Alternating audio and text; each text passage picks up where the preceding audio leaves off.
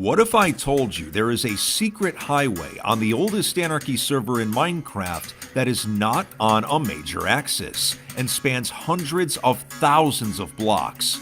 It's called the Starving Road and was originally used by new players to escape spawn. It's located to the south of the much more popular Western Highway, so anything built on this road can survive much longer. A while back, it was recorded to be at least 350,000 blocks, but how much farther does it go in the present day? To find out, I wanted to do a challenge. Using a fresh account with no items, I would escape spawn and attempt to travel the entire road until the very end, while surviving danger and documenting everything I find. Unlike the other highways we've traveled in the past, a solid portion of this one stretches through very modern terrain, and when you have a server that's over 15 years old generating new chunks like this, really weird things start to happen. So join me today as we travel and survive the dangers of 2b2t's secret highway. From massive builds to naturally generated oddities, going into this, I had no idea what to expect. It was time to make my way to the infamous Starving Road and see how far it actually went. I had no idea what I was in for. I logged in on a fresh account and after a few tries, managed to get a pretty good spawning position. I made sure to walk everywhere and limit my jumping in order to conserve hunger. Eventually, I managed to connect with an early section of the highway, and with that first step, I was on my way. I had to stay alert since I was still in a very dangerous region of the server. You never know what you're going to find. After a few hundred blocks, I found myself at the official starting point of the Starving Road, which gave a little bit of history and some basic directions. The first 100k of the highway was originally completed by the 1533 Highway Gang, named after the coordinate the highway was started on. Two additional builders, Abdi112 and CC315, had continued work on it, but it was time to see how far out this thing was going to go. I was lucky enough to find a tree nearby and was able to craft some basic supplies. I killed some nearby animals for food so I could sprint and jump without fear of going hungry. Off in the distance ahead, floating silently above the water, was a wither. Getting close to it would mean instant death, so I had to carefully navigate around it. I saw some spiders that I could kill for some string, but once again, a wither was close by. Best not to risk it. Plus, I soon found one in a safer area. Despite being in spawn still, the road quality was alright, but the landscape around it was chaotic, as to be expected. I slowly kept gathering materials, moving forward, and keeping an eye out for threats. At around 4,000 blocks, I saw ruins in the distance for the first time, so I went to take a closer look. Whatever this thing was, it had to be pretty old based on how basic the materials were. I knew these ruins would be the first of many to be found. As I continued past a destroyed house, I saw a massive wall of water. Sure enough, someone had been using airships to flood the entire area, but luckily there was a tunnel going through it, and I was able to pass safely. I had reached around 5,000 blocks of distance, but still did not feel safe. I was encountering horses, but I wanted to get a little farther out and set a respawn point before taking the time to get one. This ended up being the right call as I came across a sign warning travelers there was a wither ahead. I took the opportunity to cook up some food and prepare for a lot of sprinting. The road ahead seemed clear, but I was still nervous. In the distance, I saw a shulker sitting on top of a tree, so I went to go grab it.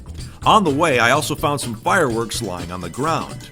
Sadly, the shulker was empty, but I decided to hold on to it anyway. At least the fireworks were pretty. As I continued on the highway, I encountered a structure at 7,000 blocks, but right next to it was the wither the previous sign had warned me about. Once again, just hovering in eerie silence. I carefully swam around it while keeping my distance, and upon reaching land, I noticed it was full of large craters and exposed stone. There were definitely more withers around. When I tried mining some iron ore on the surface, one came into render distance, so I fled down into a cave for safety. While hiding, I smelted some iron and obtained an ender pearl I could use in case of another wither attack. While tunneling back up, I found more iron to smelt, and soon had some gear that would at least give me a fighting chance. When I returned to the surface, luckily the wither was gone. Not wanting to be sent back to spawn, I decided to finally set a respawn point a little farther down the road.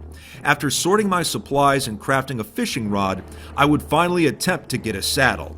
Now, in the most recent version of Minecraft, saddles are craftable, but 2b2t is not on this version yet, so sadly I had to hope for some good RNG with fishing. It took around 40 minutes, but I managed to get one alongside plenty of delicious fish. Not far ahead, I managed to tame a horse with some pretty decent speed, so it was time to see how far this thing could actually take me. Just ahead, at around 8,300 blocks, the highway passed through a massive ruin that I was actually familiar with.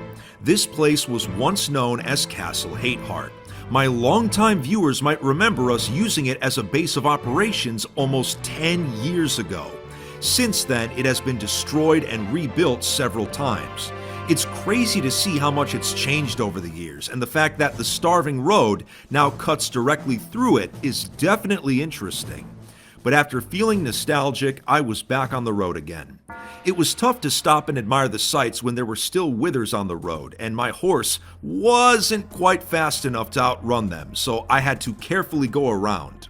After stopping to inspect another set of massive ruins, I eventually managed to make it to the 10K milestone, where the highway cut through an obsidian ring road surrounding the inner spawn region. Other than some signs, there wasn't much to see, so my stop was very quick. But speaking of signs, I was noticing a lot of them on this road compared to the other highways we've explored in the past. This highway was definitely less traveled than the main axis ones. Up ahead at a small rest stop, I found a much faster horse and let the other one go free. When you're traveling hundreds of thousands of blocks, even a slight increase in horse speed can cut down on hours of travel time. But the difference was already noticeable. At 11.5K, I found a griefed base off the side of the road. The ruins of a big mansion that, judging by the blocks used, was likely built and destroyed sometime in the last 2 years. The builder was unknown, and after taking one last look around, it was a short ride back to the highway. As I traveled across long bridges and past chunk borders from the older versions of Minecraft, I would continue to find old settlements that had been griefed years ago, as well as more milestones on the road itself. Sometimes the highway was very calm, but other times it was crawling with mobs, to the point I couldn't stop or else I'd risk a creeper explosion. At 17K, I came across a small rest stop, but behind it was a pretty massive farm that was still operational. For being called the Starving Road, there was no shortage of food to be found here.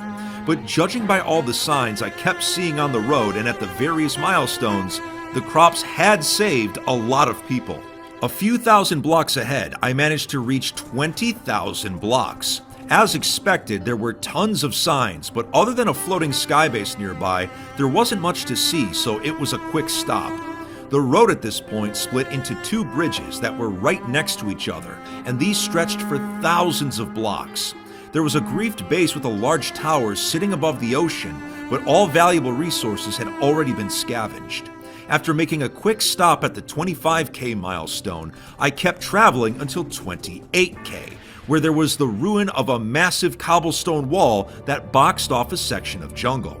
That's really the only way I could describe this thing. And it got even weirder from here. Up ahead, I began to see really odd statues of a human-like figure. They were just silently watching the road every few hundred blocks, and were often made of different materials. These would be the first of many we would see on the journey.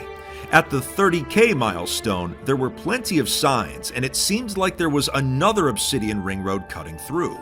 I was actually surprised at the amount of milestones I kept seeing, considering this was not even one of the main axis highways. At 32K, there was a tall bridge made entirely out of stone brick that crossed over the highway. At first I wanted to see where it actually led, but a sign on top of it said it went for another 15,000 blocks, which would take us way off course, so sadly, I had to leave this one alone. The ocean chunks continued for a long time, so there wasn't much to see off to the sides. One section had so many signs on it that I just gave up on stopping to read all of them. After this, I came across a small outpost on the road with a red shulker sitting on it. Looking inside, someone had left an elytra. What a lucky find. I decided to keep it in case there was an emergency later on down the road, but I wanted to stay on my horse as long as possible. I soon began approaching the 40K milestone, which was a bit more decorative than some of the previous ones. In addition to all the signs left by travelers, someone had hung up a random map art of Carl Sagan. Just goes to show you, you never know what you're going to find on this server. After moving on, I noticed a lot of settlements were looking to be in much better shape this far out. This was especially true at 41K, when I came across a massive tower in the distance. I decided to take a closer look. The signs out front showed that many travelers had resupplied here. Upon entering the tower, there were plenty of crops and other resources. Each level of the tower had different things to find, and the top level offered a great view. Whoever had built this had not finished construction on it. Maybe they had lost interest, but after taking in the sights, I took the plunge back down to my horse. If this was still standing, I was now confident there would be even more impressive builds down the road at some point. For the next few thousand blocks, I kept finding more of those strange statues off in the distance, quietly watching over the road. At 44K, I came across a small fishing hut, and while taking a look inside, to my complete surprise, someone had left an enchanted golden apple on the wall. While it could be useful, I felt it was best to leave it for a new player that could really use it. Continuing on about 1,000 blocks ahead, I encountered the remnants of yet another old town.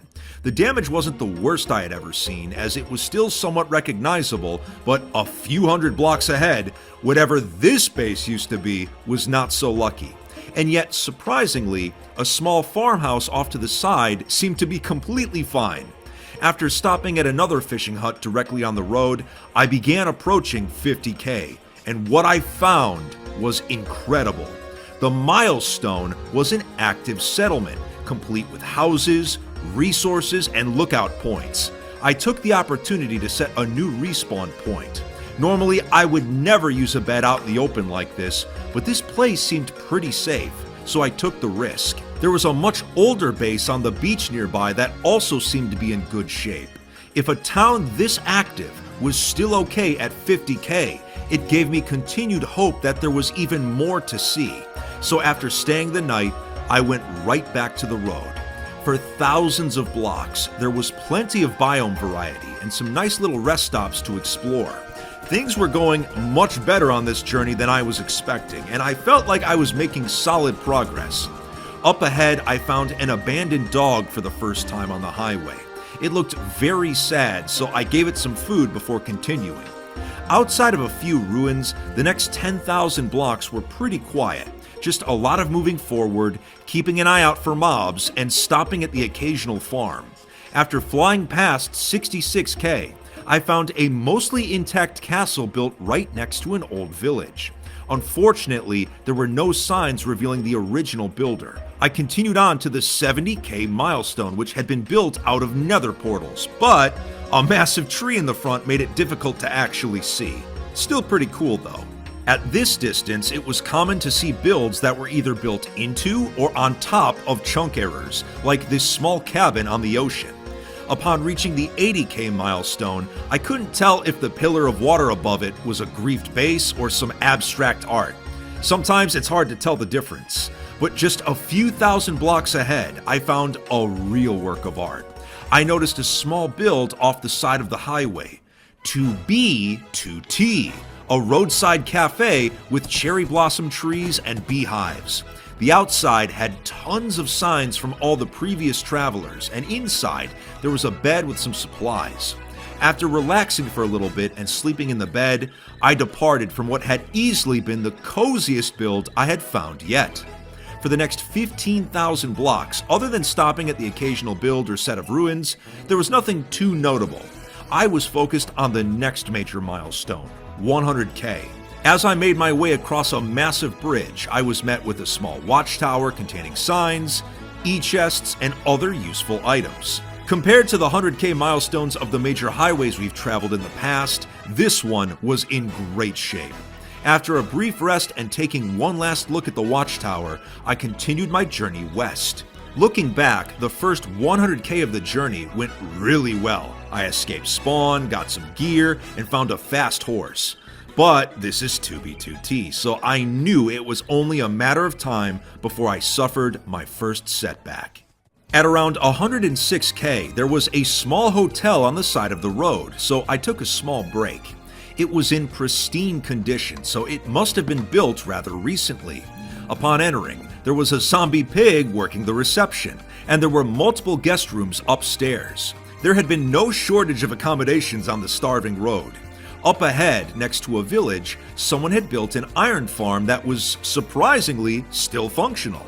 Something like this would never last long on one of the main highways. As I continued past more milestones, I noticed the road materials were starting to become very random, ranging from ice bridges across jungle to a mushroom road that even spread through a tundra. It was very strange. But shortly after reaching 120k, I found a small fishing hut off to the side of the road. I hadn't set my respawn point in a while, so I took the opportunity to sleep in the bed. The next 10,000 blocks were uneventful, though I did find a random diamond axe that someone had left on the road, so I took it as a souvenir. Things were going great until suddenly, farther ahead, I stopped hearing my horse's footsteps, which meant there was a massive lag spike happening. I decided to log out to reset my position, but when I attempted to re-enter, I was met with the dreaded message. Even though I disconnected, the server was keeping my account online, which meant it was at the mercy of whatever was directly around it.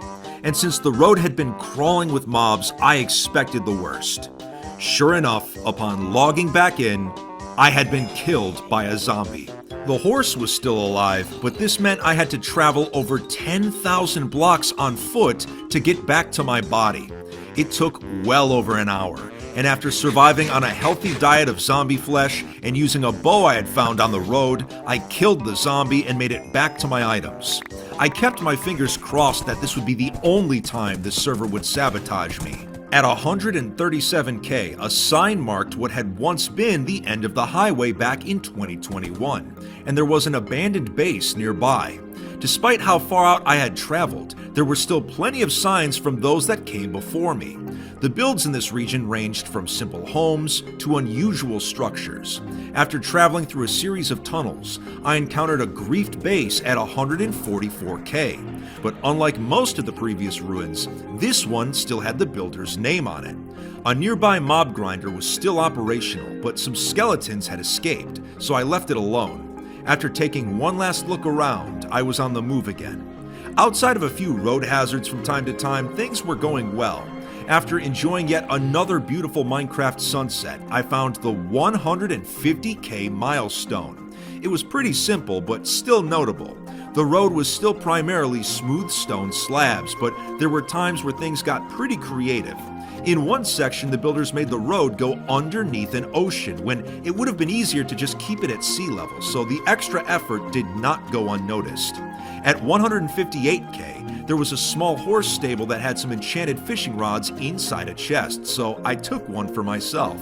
Just up the road at 160k, I found what looked to be a griefed base, but on one of the signs I saw a familiar name. 2b2t legend Hermetic Lock had passed through here a few years ago. There was a massive melon and pumpkin farm and a few other ruined structures. Someone had even built a giant melon skyscraper that went all the way up to build limit. Very bizarre stuff. While a lot of builds on this highway had been in good shape, this one was not so lucky. I continue to find signs from the original builders as well as my fellow travelers, but the road was very desolate for a while. For nearly 15,000 blocks, there were no builds or other player-made structures outside of the occasional marker. This was the longest gap I had experienced yet. There was a small milestone at 175k, which was significant because if the highway was 350,000 blocks long, as I was told, this would mark the halfway point.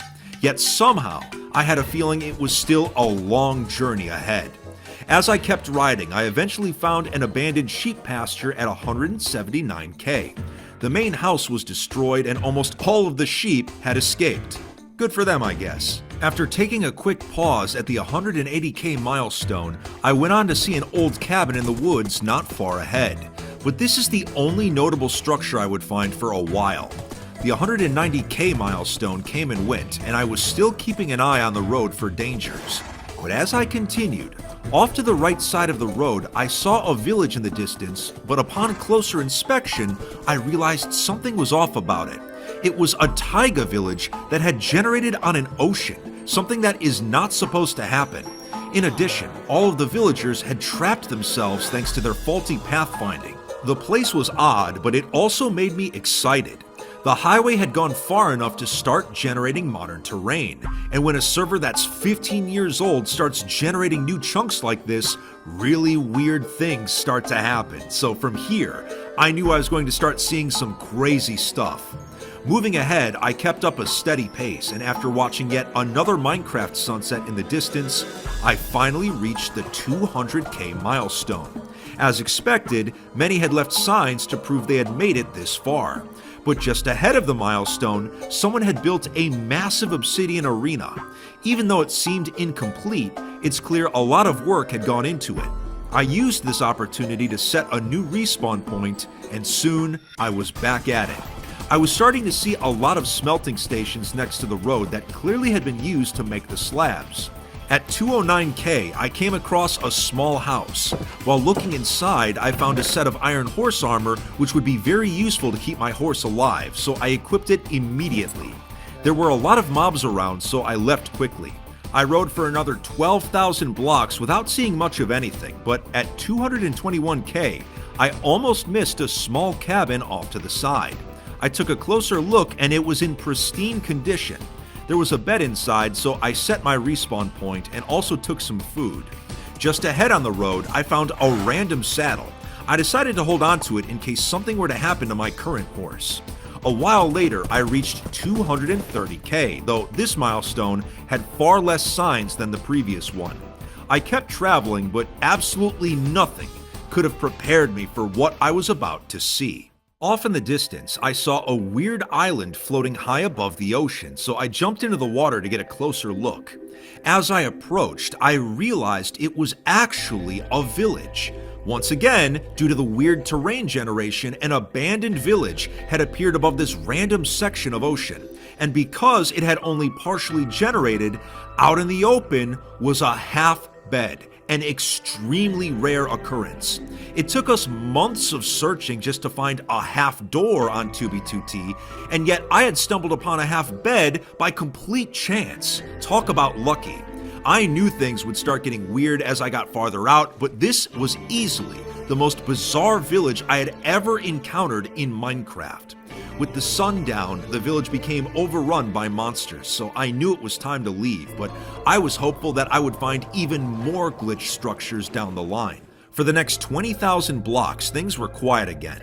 I picked up a random end crystal someone had left on the road, but otherwise, there weren't any reasons to stop. Even upon reaching the 250k milestone, I only stayed briefly and set my respawn point before moving on.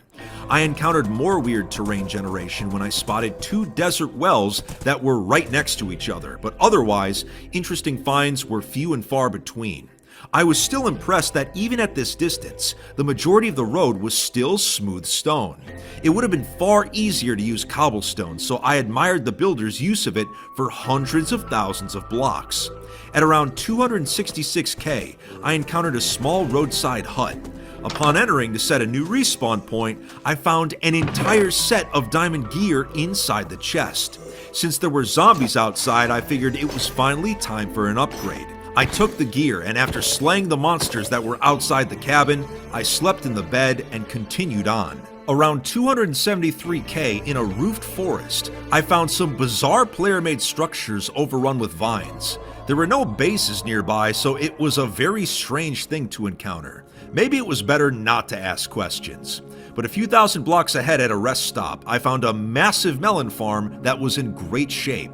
The area also had a fully functional enchanting area, but sadly there was no lapis, so I couldn't take advantage of it. After continuing from here, I traveled another 16,000 blocks, mainly through drier desert biomes that had nothing of interest in them, until I eventually reached 289k, where I saw another bizarre floating village. There were tons of zombies hanging around, so it was tough to get a closer look. But this journey was really proving just how messed up 2B's world generation had become in the past few years. But with nightfall approaching, I wanted to keep moving. As I continued forward past empty wilderness, I would still find more signs left by the previous explorers. At 294k, someone had built a small hut on top of an iceberg next to a floating shipwreck. Environmental storytelling at its finest.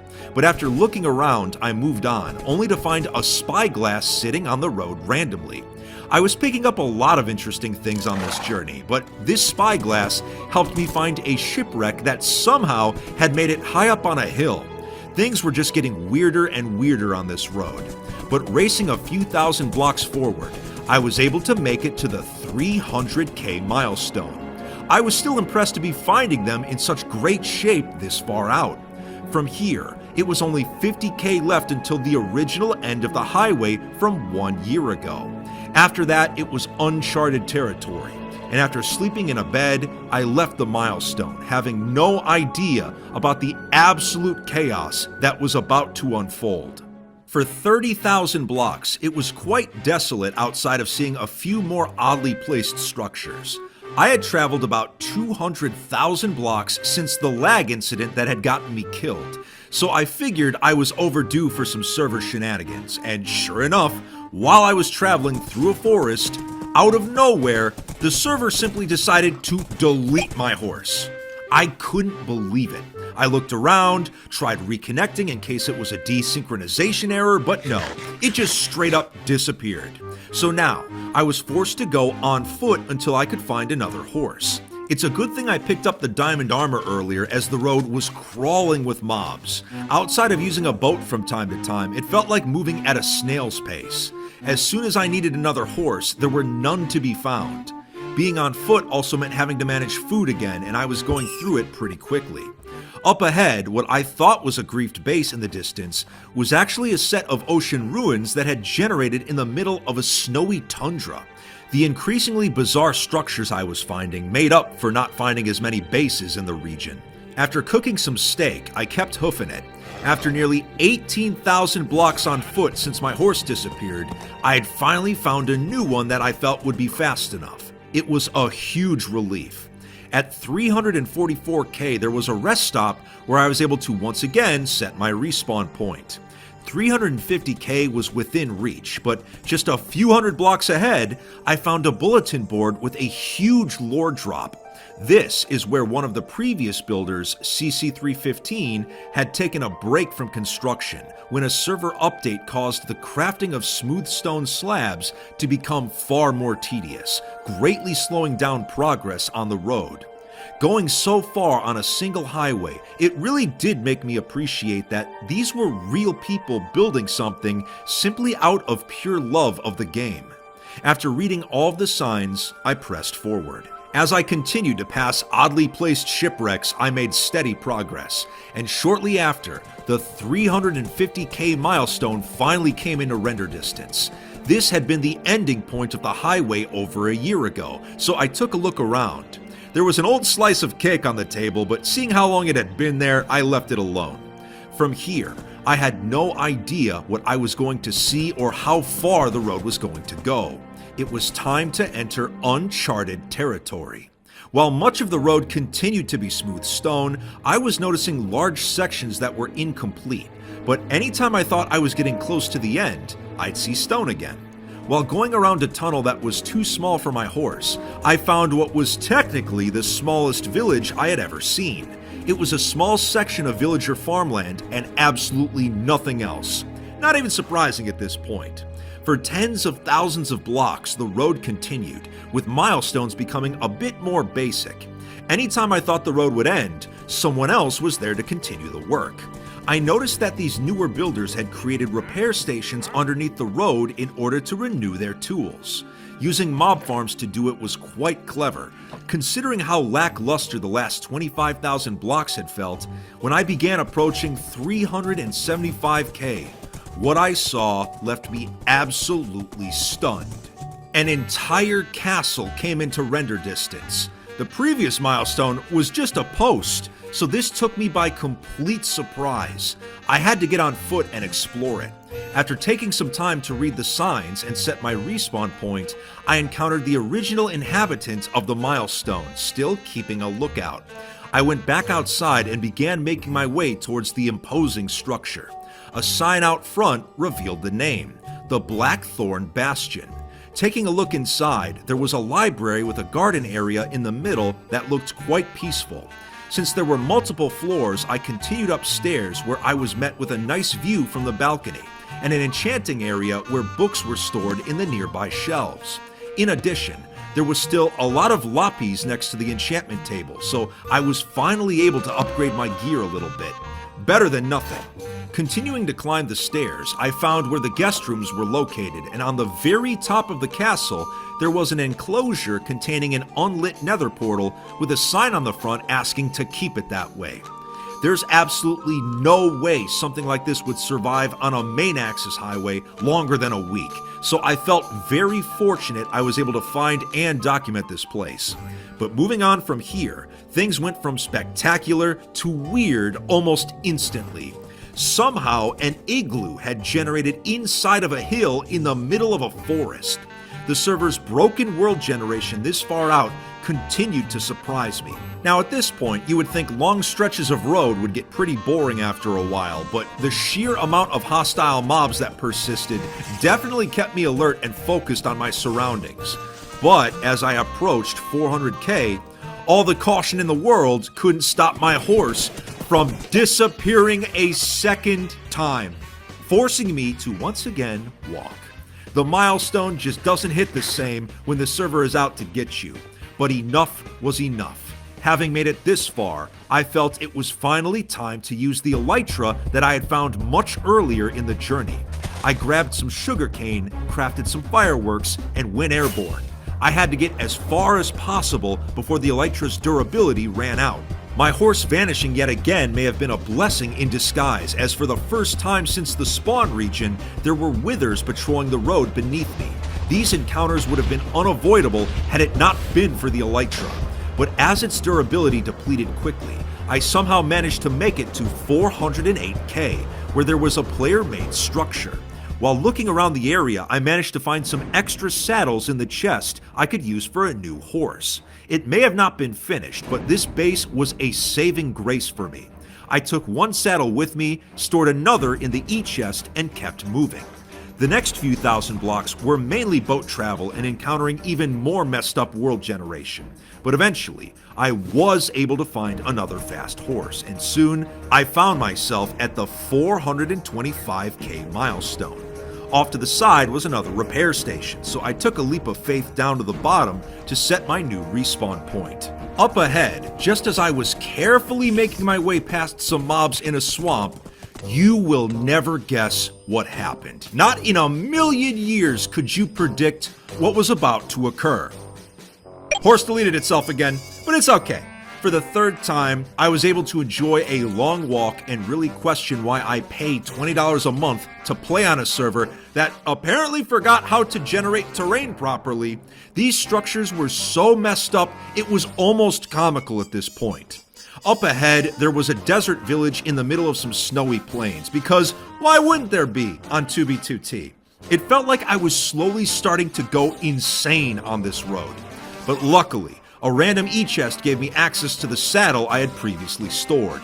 Up ahead at 455k, I found a new horse and prayed to the server gods that they would let me keep this one.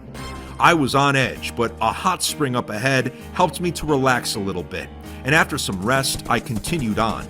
After reaching the 450k milestone, I saw a woodland mansion that towered over the nearby trees, ironically being one of the most normal-looking structures I had seen in a while. The next 40,000 blocks were extremely quiet. other than a single milestone I passed. There was a sign showing the road had ended at 490k back in July, so I knew I was starting to get close to the end. Not much farther ahead, I had made it to 500,000, 500k. This road was going on much longer than I thought.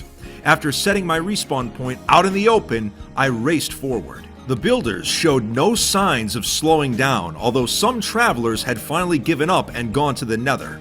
Once again, there was a long period of time with nothing to be found, but at 518k, there was a Japanese pagoda, and according to a sign left out front, it was built in 2020, which meant it had been here long before the highway ran past it. Someone likely came down from the Western Highway to build this. Right across from it, there was a massive wheat field and small base. It was genuinely surprising to still be finding things like this over 500,000 blocks away from spawn. And just as surprising was the amount of creativity still being put into the road by the builders. Despite all of the challenges I had faced so far, I kind of didn't want it to end. I was still finding cool items along the way and witnessing terrain generation beyond rhyme or reason, such as more floating villages and massive waterfalls right next to the road. But soon, I encountered a sign detailing where the road had ended just over a month ago. The end was near. It was down to less than a month, then just about a week, then a few days, until finally, next to a giant pillar of sand, the road suddenly came to a halt. This was it. I had finally reached the end of the starving road at 553,000 blocks. In just 1 year, this road was almost double in size thanks to the dedicated builders, and we finally had an accurate distance. This was the most time I had spent in modern terrain since 2b2t had its massive update 2 years ago. I didn't realize just how messed up the server's terrain generation had truly become, and is something I think is worth looking into in the future. But I had an amazing journey on this secret roadway, and if a highway like this could exist off of a main axis, I imagine it's not the only one out there, and maybe you will be the one to find it.